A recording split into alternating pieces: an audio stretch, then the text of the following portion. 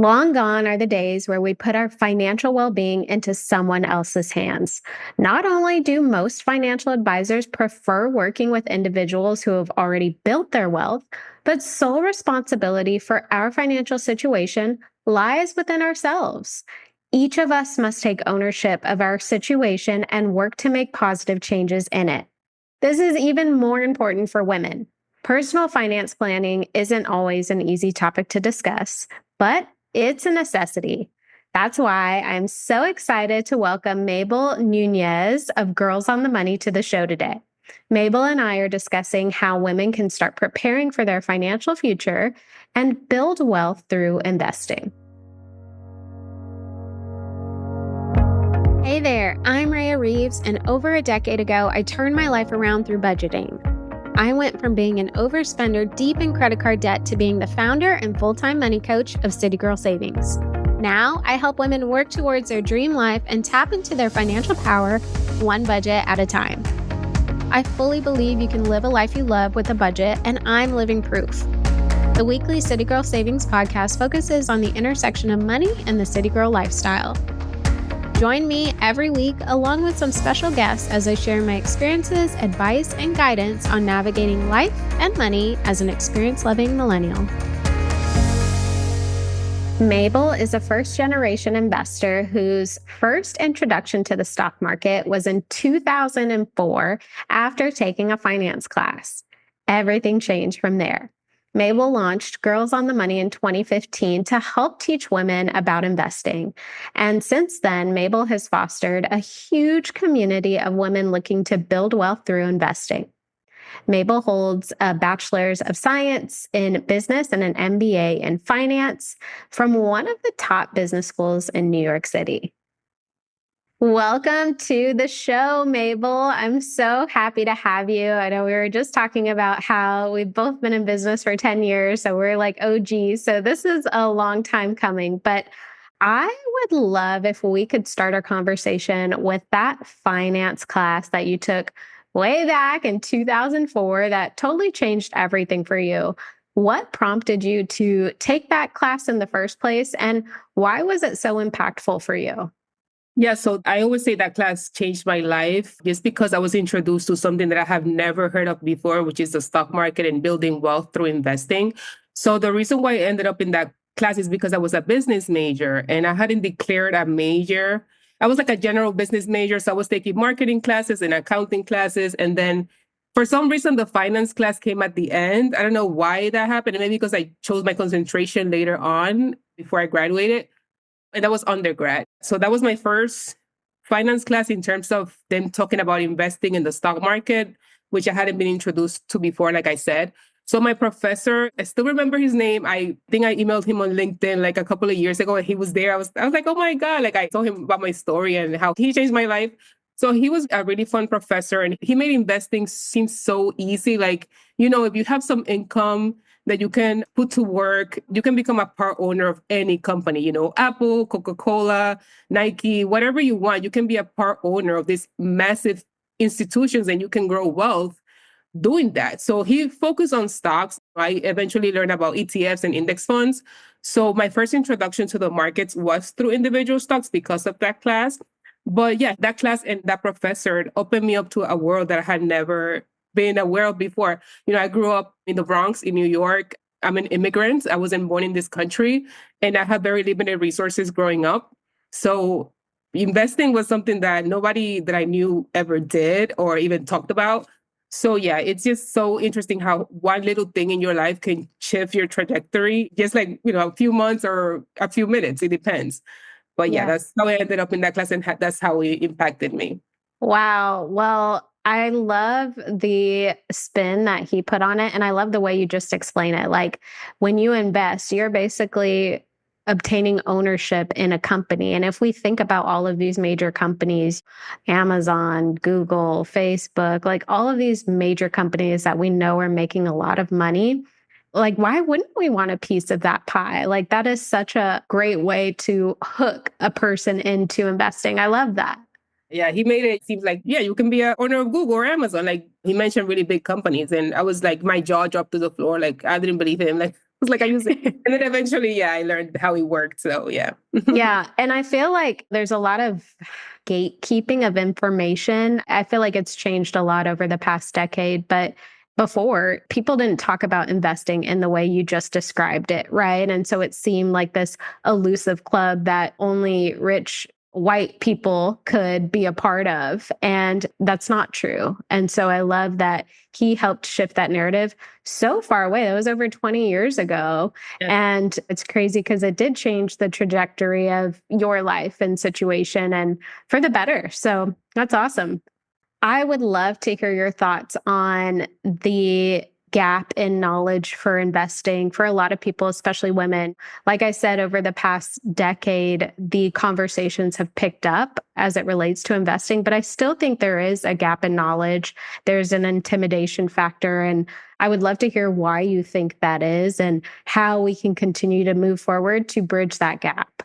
Yeah, so I think a lot of it has to do with fear and lack of knowledge. For as long as we've been around and for many years, if you look up investing in a dictionary or whatever, a picture of a white man will probably show up. Like back in the day, even though, like you said, it's changing slightly, but the men have been at the forefront of finance for as long as I've been around. So having a woman or a woman of color or a woman period talking about the stock market or investing analysis or anything like that is kind of unheard of. And a lot of people have been made to believe that you need to go to a bank, you need to go to a financial advisor to really invest the right way and to grow any type of wealth. So there's been a lot of barriers, a lot of it that is not true, but they don't want you to know that. Right. So yeah, it's just women have been left out of the picture, first of all, for generations. I think I was reading, and this is like common knowledge, that I think up to 50 years ago, we couldn't have credit cards, so we didn't have access to any finance tools. So it's kind of new that we have access to all these tools that we can pretty much do on our own. So thankfully, the narratives has changed slowly but surely, but there's a lot of work to be done still because we still see men are still the leaders, you can say, in this industry. That hasn't changed. And that's something that I try to change with my content and what I share. And I'm sure you do the same thing. So thankfully, there's people like us that are trying to change how things have been for so long. But that's one of the main things, keeping us out of the picture and intimidated to get in there. So Yeah, I would definitely agree with that. And I would say I noticed an uptick of options available to just the general population to allow them to invest. There was a point in time where maybe you didn't need an advisor, but you had to pay a fee to execute a trade, right? And so there was a lot more work involved. Whereas now, most places don't really charge you any fees, maybe managed expenses, but there's so many options where you can get involved with investing with literally just a couple taps of your phone. And I think that has helped bring more people into the industry. But I agree with you, there's still this lack of knowledge. Or we have people who are testing the waters and maybe they're doing it with an individual stock instead of an index fund, like you mentioned, and they get burned. And so they're like, nope, I'm done. But that doesn't have to be the reality. yeah, that's one of the things that got me into what I do now, because I've noticed that a lot of people in my community specifically do get exposed to investing eventually, or not to investing, to the stock market. But then the way they get introduced to it is through day trading or thinking that they're going to make money overnight, kind of gambling. And that really makes my blood boil because that's not what investing is. Right. That feels so bad because people have limited amount of money, first of all, and they say, okay, I'm going to invest because I keep hearing that I should invest. And then they do it the wrong way and then they forget about it. So that's one of the reasons why I try to do what I do. I'm only one person and there's other people, like yourself and other people trying to educate. But yeah, that really scares me when people do walk into the stock market, but then they walk through the wrong door. I guess Yeah. you can say it that way. That's a great way to put it. And I think it's because there's always that one success story, the one out of a million, the person who got in at the right time and made so much money. And now they're sharing their story, but that's not usually how it goes. That's very rare. Yeah, it's not the norm. Absolutely no. It's like gambling. Like, do have people that gamble and they make money, and then do have people that gamble and lose their shirt. So You're the right same about that. thing. You're absolutely right. Well, I think there's no denying the impact that investing can have on a person's wealth over the long haul. And I think The sooner a person can focus on improving their financial situation, the sooner they can see results. So for anyone who's listening to this who wants to get started with investing, I would love to hear what some of the initial first steps women or anyone who's listening can take to start taking ownership of their financial future in terms of investing, but also, Mabel, if there are a few steps they need to take maybe before they start investing. What would you have to say about that? Yeah, so I would say specifically for investing, I would say education is key. Like you mentioned just a couple of minutes ago, it's very accessible in this day and age to open an account. You can be on your phone, on your couch at home and open an investment account. There's no barriers. If you only have $20, you can go ahead and start with that. There's no cost to buying and selling a stock or a fund. But that doesn't matter if you open an account and you don't know what you're doing. Like if you're just like, okay, I have an account, I have some money, so now what? So I think a main step is to get educated. And that doesn't mean that you have to spend thousands of dollars in a class or go back to college. Like you don't need a fancy degree to invest. It could be as easy as finding some good books about investing, listening to podcasts like yours that educate about personal finance and these kinds of topics. Finding people even online that you feel that you can trust and that you can learn from. The internet is good and bad. Like it's amazing for some stuff, but then also there's a lot of scammers and people that don't know what they're talking about. So you also want to be careful who you're learning from. So that's, you got to kind of like observe people and kind of like really feel that you can trust them. But I think education is a key part of getting started with investing before you just jump in. And I would say some things to do before you start that journey. I call them the boring stuff, but you have to do them. And I'm sure a lot of your audience has heard this before. Like I recommend getting rid of consumer debt. I don't feel the same about student loans because when I started investing, I still had student loans. And sometimes it could take you years to get rid of that. And time is money, especially with investing. So Yes. while you're still making your payments, whatever it is that you can afford, whatever, you don't have to wait till your balance is zero in your student loans to start investing. I wouldn't recommend that. But in terms of consumer debt, like credit card debt or things like that, you have an auto loan, things where the interest accumulates like wildfire, which interest doesn't ask any questions, it just rises like wildfire. So I want to kind of get rid of that, in my opinion, first. And also build an emergency fund. The purpose of an emergency fund is that if something happens, emergencies don't announce that they're coming, they just show up. If you have an emergency fund, you can tap into your savings for emergencies instead of tapping into your credit cards again and then getting into more debt. So that's the purpose of that. It depends on each person's situation, how much you should have. It could be 3 months worth of living expenses. It could be 6 months, whatever makes you feel comfortable. And then after that, start investing and start putting your money to work for you. If you want to build wealth, you have to invest. It's a non-negotiable. But there are things that I would recommend having a foundation before you start that route. And that will be, like I said, the consumer debt and the emergency fund. And start getting educated while you're doing these things. Don't waste time. Start getting educated. Start like making a list of some investments you might want to buy or want to research further, things like that. So that when you finally open that investment account, you kind of have an idea of what you're doing and then you can hit the ground running. So I would say those things. You made so many good points. A few things I want to touch on. First, doing some research on investments. That's actually how I got started. I would add specific companies' stock ticker symbols to my watch list, and I would just watch and see how they performed before I invested any money. I was just watching to see, like, okay, am I looking at what I need to look at the right way to make the most of my investments? And so I definitely agree with you there. Like, people can get started without actually having to put money up, just to get comfortable and familiarize themselves with what they're looking at. You also said something too where people should focus on getting rid of like that high interest debt first, and then some of the lower interest debt like student loans, which could take a long time. Don't let that derail you from investing. I just wanted to add too that a lot of times people are put into their employer's 401k plans and they're already investing in that way. A lot of times people forget about retirement plans, but that is a form of investment too. And I know Dave Ramsey is big on don't even contribute to a 401k if you have debt. I disagree, but I would love to just hear your thoughts on that as well. Like, contributing to a retirement plan is a form of investing. And if people have already started there, they're already investors. Yes, 100%. That was actually my first introduction to investing when I was 21 and I was just out of college and I got my first 9 to 5 job. That's how I started to invest. Like you said, I contributed to my 401k. I didn't know what I was doing. Like, to be honest, I was just like, what is this? My dad kind of told me, like, this is important. You're going to retire one. Like, at 21, you think you're going to be 21 for the rest of your life. Right. Yeah, I wish. So you're like, retirement, what's that? So at first I was just really hesitant because at my first job out of college, my salary was $37,000. And I was just like, my paycheck is like the bare minimum as it is. So on top of that, I have to contribute to some random account that I don't know where my money's going. So, but thankfully I didn't listen to myself. I listened to my dad. And that was one of the best decisions I've ever made in my life. I left that job a long time ago, and that money is still growing for me, and it has multiplied and compounded over the years.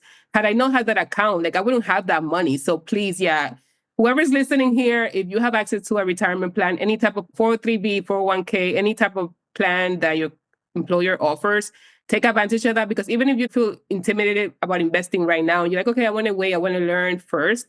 If you are doing the 401k route or the 403b or whatever, it's already a way for you to get started in the background, and that money compounds. Like, I'm speaking from experience. So please, yes, do yourself that gift for yourself and just contribute whatever you can afford. And yeah, I disagree. I agree with what you said in terms of don't contribute until you pay out all your debt. No, like, obviously take care of your debt, but if you have that window of opportunity to start that account, please just start it. Like, time is so powerful with investing. So the sooner you get with that, the better it will be. So I agree. And also, too, don't think, oh, I need large amounts of money to get started. Especially with your retirement plan, it could be 1%, 2%. It will add up over time. And it's so funny, Mabel, because I have the exact same story at 21, first job out of college. One of the very few things I did right with my money was contribute to the company's 401k plan. Didn't do a lot else right, but I did that right. And it does. and that's a major thing, It That is. probably makes up for all like the bad decisions we made. That makes up for it.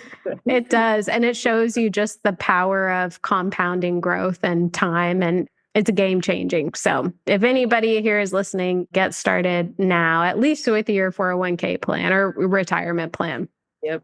So we kind of talked about this. You mentioned having an emergency fund, having a plan for that high interest debt. Are there any other things people should have in place first before they start investing outside of contributing to a retirement plan? Anything else you can think of? Well, people bring up the topic of insurance and things like that, but that's a touchy subject because you're either going to get it from your employer, or if you're a business owner, you get that independently. I think insurance is important to have because you never know what can happen. Health insurance, or depending on your business, other type of insurance to protect you. But besides that, I don't want people to get overwhelmed with, oh, I need to have 10 things in place before I start investing. Like, don't overthink it. I think if you have your emergency fund in place and you have paid off your consumer debt, I would say add that in before you do it independently. Start contributing to your retirement accounts at work. I would say that's before anything, and that's also first.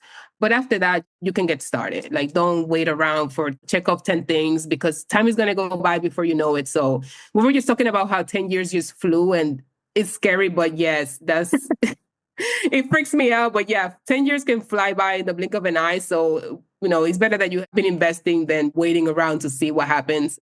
You brought up insurance, and I'd love to get your thoughts on. There are a select group of people who use life insurance as a form of building wealth long term, because certain types of life insurance policies allow you to take cash out tax free and things like that. What do you think about that? If you have experience with it, what are your thoughts?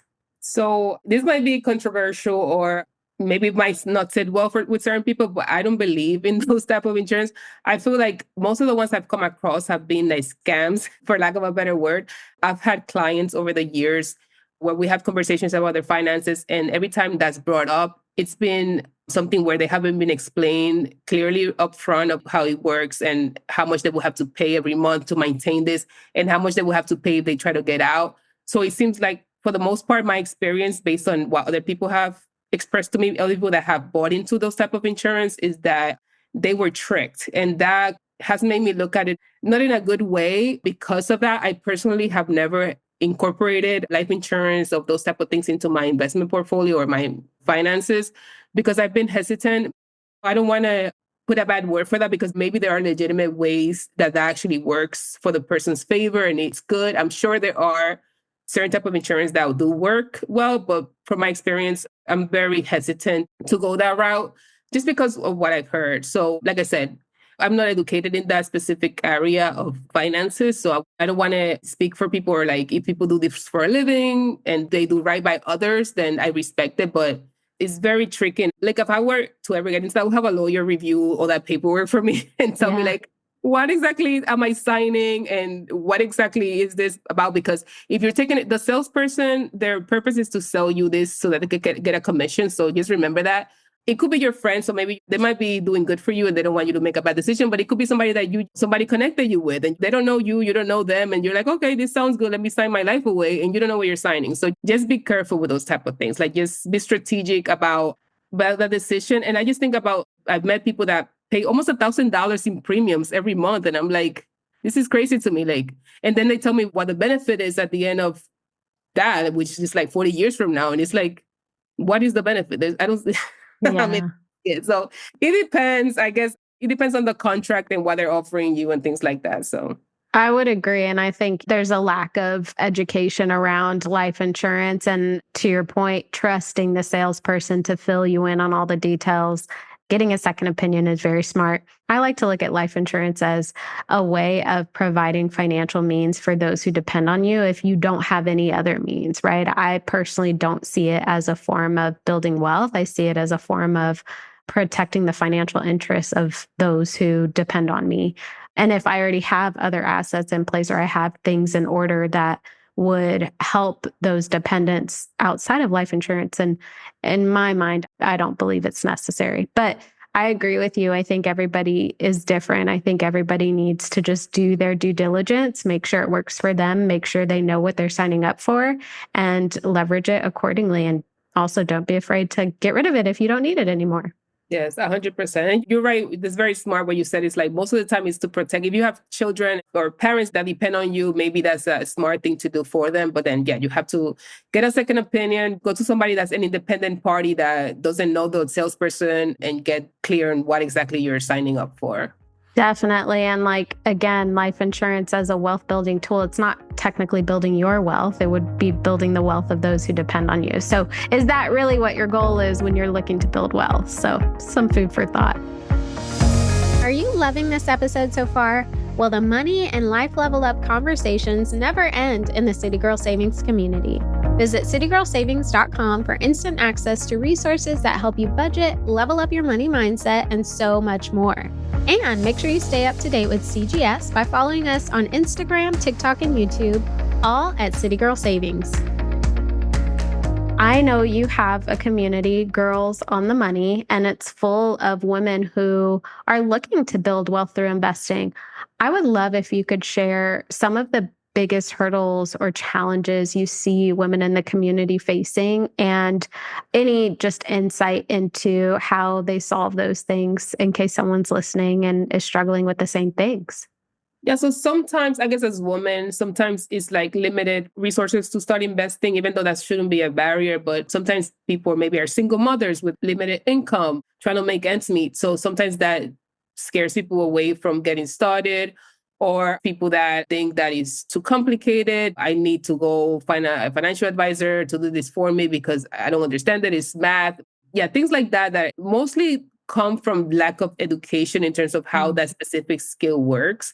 So investing, I like to say, is a skill like any other, a skill like cooking or riding a bike or whatever. It's something that you have to spend time learning. So it's not something that's going to come to you in one day. So you kind of have to build that knowledge, and it builds over time. Like I've been investing since 2008, almost 17 years this year, and I'm still learning new things. Like you never stop learning about different strategies that work better than others and things like that. So it's an ongoing process, but the more you learn, the more confident you get. And we kind of have to break away from those myths about like, if you have a limited income, you can invest, or things like that. A lot of it is mental, like mental mind blocks that especially women keep us away from getting started. And also seeing the lack of representation, even though that has changed, I think, since I started in this journey. I didn't see a lot of women or women of color talking about investing. That was like unheard of, even though like thankfully that has changed over time. But also that like, okay, I only see men talking about stocks. Like when I started investing, every time I wanted to talk about a stock or anything else related to the stock market, it would be my male coworkers. Like my female coworkers would like change the subject or be like, look at me like I was crazy. Like, what are you talking about? So it was like, we're not represented. And like I said, that's more mental than anything. I always tell people like, what is keeping you from investing? And I could probably help you get over that. I don't want to say excuse, but at the end of the day, yeah, there's always a loophole that you can get around. Like whether you think you have limited income, whether you think that you don't have the mental capacity to invest or whatever, all of that can be resolved. So there's not really any barriers. Yeah, I think you hit the nail on the head with it being mindset and limiting beliefs, right? These are kind of thoughts that people tell themselves to keep them from getting uncomfortable. It's uncomfortable to take a risk and start something new, but that's usually where the progress and the results come from. So we got to let go of that. And I myself have heard a lack of extra funds to invest as being an issue or a hurdle for people. Can you share why that's not true? And can you share how even small amounts add up over time? And even if you have examples, Mabel, of like $10 a month, if that's something that's considered impactful, I would love to hear your thoughts on that. Yeah. So when I started investing, right? So like you said at the beginning, you could open an investment account on your own, but a lot of the accounts required like a $10,000 minimum or $500, or it was like a range. Like some wanted 500, so wanted 10,000. Like it depended on that. And then once you open an account, you had to pay every time you bought something and you sold something. So you had to spend money left and right. Fast forward to now, 2025, and even in the past, since 2019 specifically, the barriers for investing has dropped drastically. So like we said earlier, if you only have $20, $50 to start, you can open an account with that. There's no maintenance fees. Like I know there's some lingering accounts out there that do charge you like a monthly fee. If you have that, unless you have a lot of money in those accounts, I want you to know that you have options. 99% of the accounts don't require you to pay anything every month to maintain your account. So that should be free as well. And also, every time you buy and sell a stock or an ETF, it's free. I know for index funds, I know we're talking about different type of investments now, and we can get into it. But there was at one point recently where they would charge you a fee for index funds. Some accounts, many of them have also eliminated that. So yeah, like if you have, let's say, $50 a month, that money adds up over time. On average, since 1926, which is when they started tracking stock market performance, through recent times, the average is 10% return. So that means that in a particular year, the market can be up 30%. Like last year, it was up 20 something percent, or it could be 2%, like whatever. But on average, over time, you can expect for your money to compound by 10% per year if you're a long-term investor. I'm not talking about investing for 2 years or whatever. You want it's like long-term, like meaning 5, 10 plus years. So that money, yeah, it adds up like crazy. Like you wouldn't believe. Like I have students that I've been teaching my courses in 2015 that email me and say, oh my God, like it's crazy how much my account has grown since I took the class or since I met you or whatever. And that's not just because of me. That's just how the market works. Like the market, even though short term is very unpredictable, it's crazy in the short term. The market can crash, whatever. But if you're invested in good ETFs or index funds or good stocks, you can expect your money to compound drastically over the years. So any amount you can afford, start with that. And then maybe as you get a better job or maybe you start a business and you start making more money, you can add more to your investment accounts. But having $10 only to invest is no excuse to stay out of the market. Just get started because the money grows and it's growing for you. And it grows more than in comparison to having it under your mattress or at the bank, at a brick and mortar bank doing nothing for you. So you'd rather invest it. So yeah, I don't know if that answered. Oh, it definitely did. Yeah. And I mean, I love that you shared the average historical rate of return as 10%. I mean, you're not going to find that really anywhere, at least not in the right places. High yield savings accounts are half that, right? And even less. So there's really no excuse for someone to not start investing to get in on that action. I would also add that looking at your budget. So, a person who's considering investing should really look at their budget and see what they can afford to invest, right? Even if, to your point, it's $10, $50, whatever it is, we want to make sure that it's in line with what you have happening in your financial situation. Make sure your bills are paid, make sure you're paying on your debts. If you spend $300 a month shopping and that's a line item in your budget, take $50 from there and just get started with investing. It doesn't have to be complicated and you don't have to leverage large amounts of money to get started, but it is smart to know what you can afford to put towards it. Because to your point, Mabel, this money needs to stay there for the long haul, right? Like we should not be tapping into that money. So we want to make sure we're putting away an amount we can afford. That way we're not missing it. We don't need that money for something because we failed to plan. Yes, 100%. I love what you said about looking at your budget and seeing where you can cut back, where you can spend. Maybe if you do Uber Eats every week, like maybe do it a couple of less times than you usually do, like whatever. You can find ways to squeeze out some money to be working for you if you want to one day relax and retire and do your own thing. Yeah, I absolutely agree. So you did kind of touch on ETFs and index funds and individual stocks. Can you just high level kind of break down those forms of investments?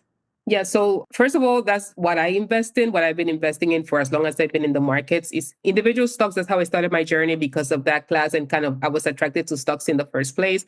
But now thinking back, when I do teach this or I'm talking to clients, I do recommend they start with ETFs or index funds just because it's an easier way to enter the market. You're still investing in stocks, but in a way that just to make it simple, ETFs and index funds are like a basket of different stocks. So instead of buying just one share of Apple stock or Nvidia or Amazon individually, which are also very expensive, especially in recent times, you can buy a basket of investments for a fraction of the price of an individual stock, and you still have exposure to those major businesses. And the default one, the one that I suggest starting with as a foundation is always the S&P 500.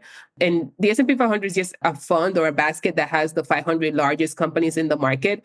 And the cool thing about those type of investments, the funds version, is that they rebalance and update themselves. Mm-hmm. So if 10 years from now, the number one company in the world is not, I don't know if it changes between Apple and Microsoft or whatever. But if it's no longer Apple, if it's something else, then the fund automatically updates itself. So you don't have to even think about it. So your investments change with it, basically. Yeah, exactly. So whatever the 500 leaders are 10 years from now, if you're invested in an S&P 500 fund, like I said, it will update itself. You don't have to do anything.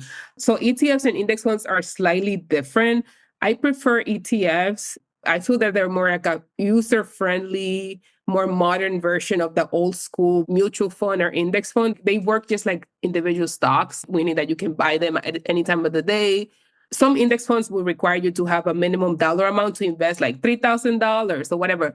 Meanwhile, ETFs don't have any type of requirements like that. And they're like almost identical type of investments. Yes, ETFs are easier to get into, especially if somebody that has limited funds or is on a budget. So that's why I prefer that. But either way, it's fine. So that's what those funds are. Like you're buying a basket of multiple type of investments. But when you buy an individual stock, it's more like you're just buying stock in one single company. Like we said, Apple, Amazon, Microsoft, whatever it is. And they're expensive, like I said. And that's another reason why people like stay away. Like, oh, I could never afford this great company because it's so expensive. There's always a way to get in there. So don't let that discourage you at all. You know, I don't want to get technical, but you can buy fractional shares and things like that. So there's always a way, like a budget should never keep you away from the markets or from buying quality. And on that same token, there's a lot of people that buy like very cheap stock, like I call them penny stocks, because they think that that's all they can afford. And that's another big issue. It's very risky. And typically those are like more gambling based stocks versus the legitimate businesses that you should be investing in. So, but there's always a way to get into that. I think the way you described it was perfect. Like it's a basket, right? So your money is going into you investing in whatever's in that basket. So however many company stocks are in that basket, when you put your $50 in, it's being spread across all of those companies. I think Another reason why that's a really good option, especially for a beginner, is because it diversifies your risk, right? I mean, instead of putting $100 into Starbucks stock, if Starbucks decided to go out of business tomorrow, you just lost your $100. But if you put that $100 in an ETF and Starbucks is, let's just say it's in that fund, okay, maybe 10 cents went down the drain, right? But the rest of your money is still safe. Yes, that's so smart. Yeah, that's so good. Such a good point you just made. Yeah, like it's a basket. So your performance is going to be based on an average of all those investments. So if one of them goes out of business or is struggling, it won't hurt as much as if you own the stock individually. So yeah, great point. That's another reason why I do suggest starting your foundation with funds before you explore individual stocks. Definitely. And I'm curious, are there any platforms you recommend people get started with to invest in ETFs? So there's so many in the markets now. So I love Fidelity. That's like the number one that I always suggest to people just because they have so many features that others accounts don't have. And in my opinion, they're user friendly. I also like Schwab. Ally is another one that I've used. Ally was actually my first investment account ever. And they used, I'm going to age myself. A lot of people might not know this, but it used to be called Trade King like a long time ago. No, I did I not remember know that. Okay, you don't that. know.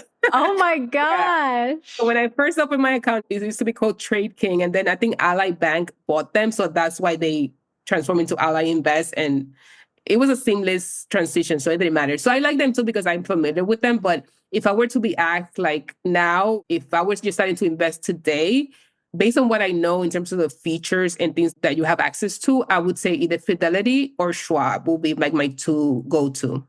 Yeah, I actually have both of those and I love them both. Yeah, it's so funny you mentioned Trade King. I remember Scott Trade was Oh, I don't know if you yes. remember, Oh, I my remember Scott. I remember that. Oh my God. I just got goosebumps. Like, it was such a long time It was ago. a long time ago. I don't know what happened to them. I think maybe Schwab bought them. I have no Yeah. idea, but I remember Scott Trade. Yes. Yeah, I think they consolidated over time. So yeah, we had some choices back then, but like there's so many apps, there's so many stuff that every other day there's like a new app. Like don't overcomplicate yourself. Fidelity and Schwab have been around for so long and they're well established and they're robust companies. So I would say go with one of those. Like, I mean, whatever. Like if people already have an app on their phone and you're okay with it, it's fine. But just know that there's other options. Yeah. You also earlier had mentioned while the historical rate of return is 10%, there could be some years where you're up 30, other years where maybe you're down a couple percentage points. And that leads me to a question I wanted to ask you.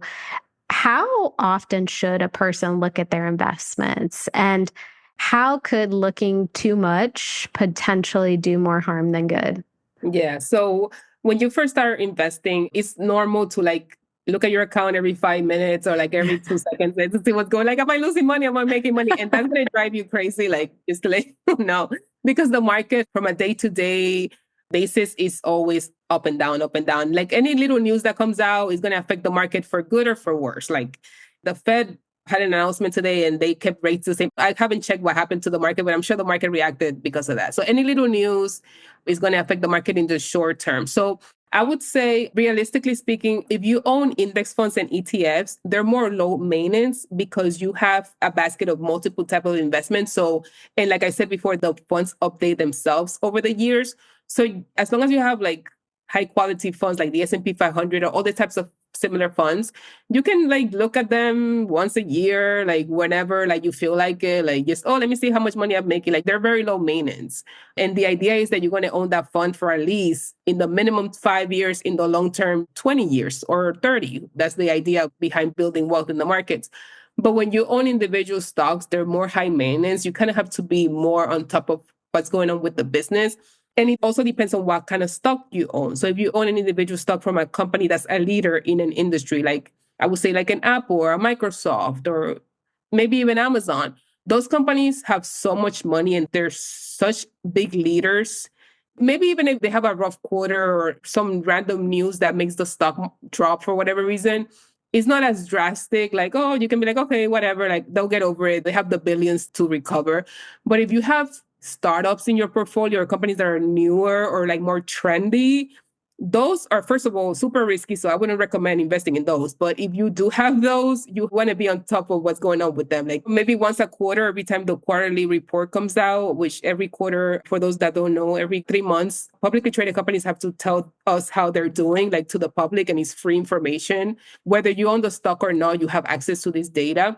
So maybe every quarter you want to see what's going on and make sure they're on track.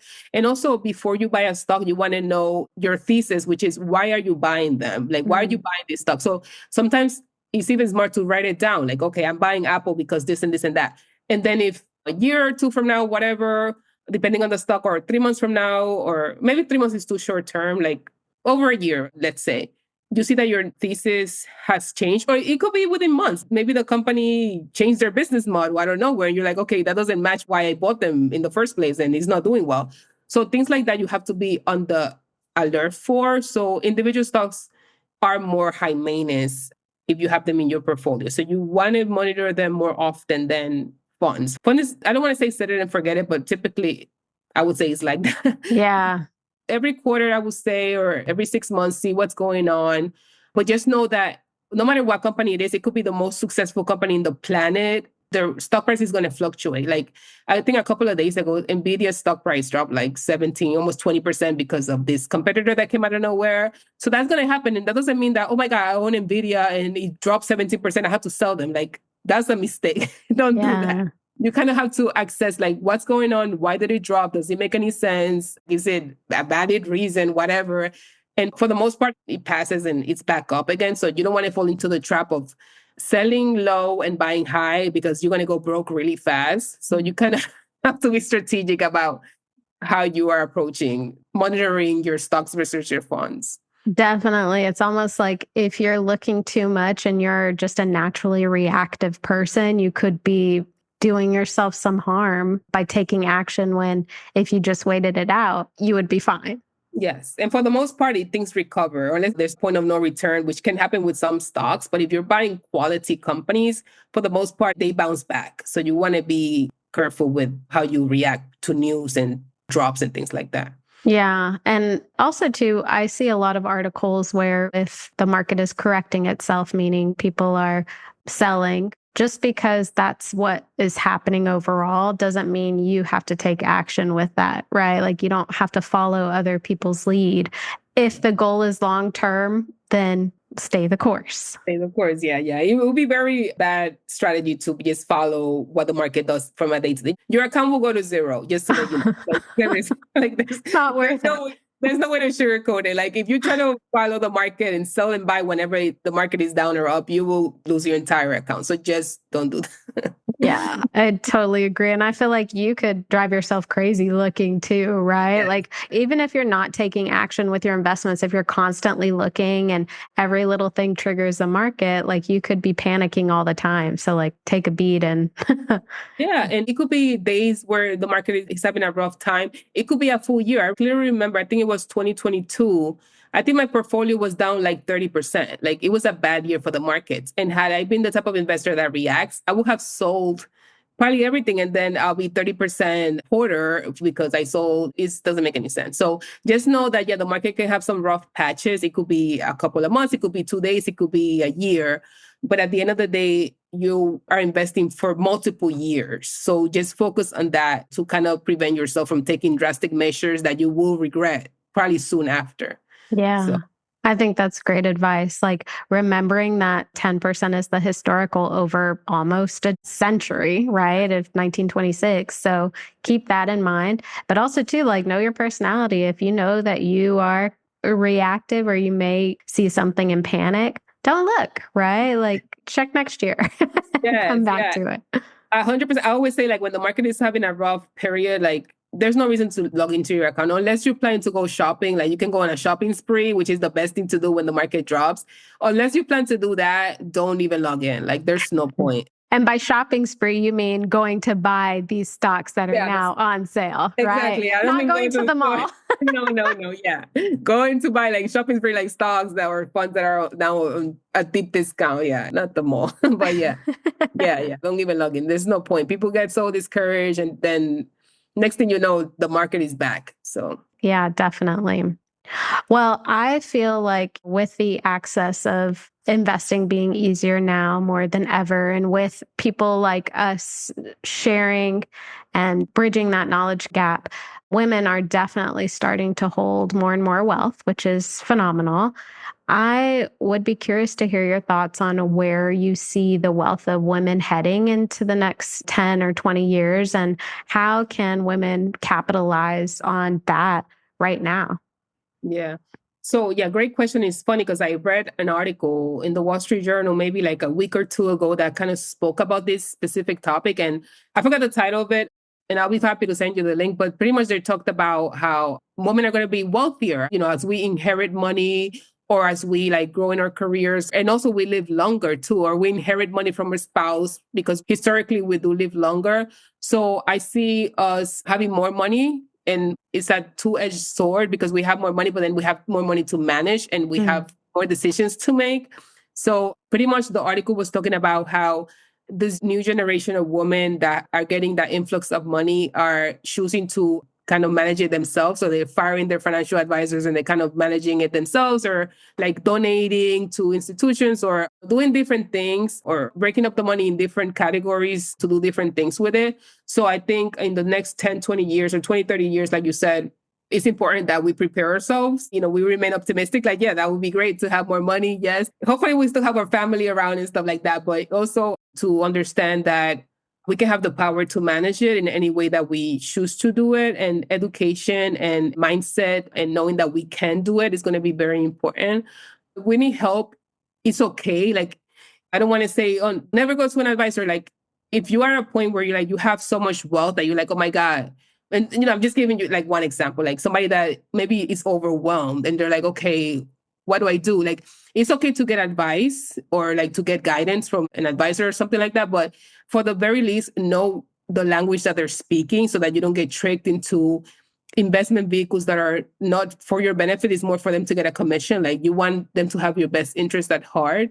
And I know there's a lot of talk about fiduciaries or people that are required by law to do the best that they can to help you. But I don't know how much that's monitored, like how strict Mm. are they with those rules. So if they're telling you, okay, I'm going to put your money in this fund and that fund, you want to understand the expense ratio, like the fees, you want to understand what exactly is that fund investing in. You want to be an educated client. You don't want to be sit there like confused and be like, okay, do whatever you want because I don't know what you're talking about. You don't want to be in that position. So either you're doing this yourself or you are acquiring the knowledge so that you can ask questions and really understand where your money is being allocated. So I think that's fantastic advice. And also, too, like if a person feels the need to have their funds with an advisor, just know it doesn't have to stay that way, right? Like if you are having someone manage everything for you, pay attention to what they're doing because there are options for you to do the exact same thing on your own, right? Some people learn by watching, doing, seeing, So if that's you, that's an option. You don't have to stay locked into someone or a platform for indefinite. yeah, you can fire your advisor. Like sometimes it's like a sentimental thing. Like I was just talking to a prior student and she said, yeah, I have this person that used to be my advisor, but now that I know how to do this myself, like I kind of want to get rid of them. So now it's like, okay, now you have to have that conversation. But just know that, yeah, for the most part, most of the things in finance, you can do yourself. Yeah, don't be afraid to have hard conversations because it'll save you a lot of money. Yeah, that is very true. So, any final pieces of advice or words of wisdom for women who are looking to just take control of their financial situation? Yeah, I would say you can do it. The fact that me or Raya has been managing our own money, there's nothing different about us other than the fact that we acquire the skill and we apply it to our lives. Like it's something that anybody can do. It's just a matter of educating yourself. For a very long time, women have been kept out of the conversation of finance and investing, and there's no reason for that any longer, especially in this day and age. Just know that you can do it. It doesn't matter how limited your budget is or how much money you have. You can get started right away. And I would say, like I said before, just get educated so that you can have the confidence to take those steps. You don't have to like jump in confused. The more you know, the better decisions you make and the more confident you will be. But just know that 9 times out of 10, or even a higher percentage of that, you can invest your own money and grow your own wealth without the need of anybody and without the need of a middle person, as long as you're educating yourself on how to do it. I think that's fantastic financial advice. I think that's such an encouraging message. Anybody can get started. There's nothing hindering you. There are options for you to learn and bridge the knowledge gap. And Mabel, you're one of those options. Can you share a little bit about Girls on the Money and where listeners can connect with you? Yeah, so my main account is on Instagram. So in terms of where I share most of my content, so it's at Girls on the Money on Instagram. But I know a lot of people maybe don't like social media, so you can always email me at hello@girlsonthemoney.com, or you can check out my blog. I have a lot of blog posts and resources there. So it's girlsonthemoney.com. And I'm happy to answer any questions or connect with your audience about anything. So yeah, that's where you can find me. Fantastic. I will definitely make sure to link to all of those links in the show notes so people can connect with you. Thank you so much for coming on today and sharing your knowledge with us. I feel like it's such an encouraging conversation, and anyone who's listening should hopefully feel inspired to just get started. Even if it's $10, it's worth it. Yes, 100% worth. And we're speaking from experience, so please listen. Get the show on the road. Yes. Credit. Get started. Thank you so much, Mabel. Thank you, Raya. This is so much fun. Thank you so much for letting me be the money coach in your ear today. I hope you enjoyed this episode of the City Girl Savings Podcast and you feel empowered and motivated to take the next step in the journey to your dream life. Remember, if someone like me, a millennial who loves to travel, new experiences, and iced coffees can live a life they love on a budget, you can too.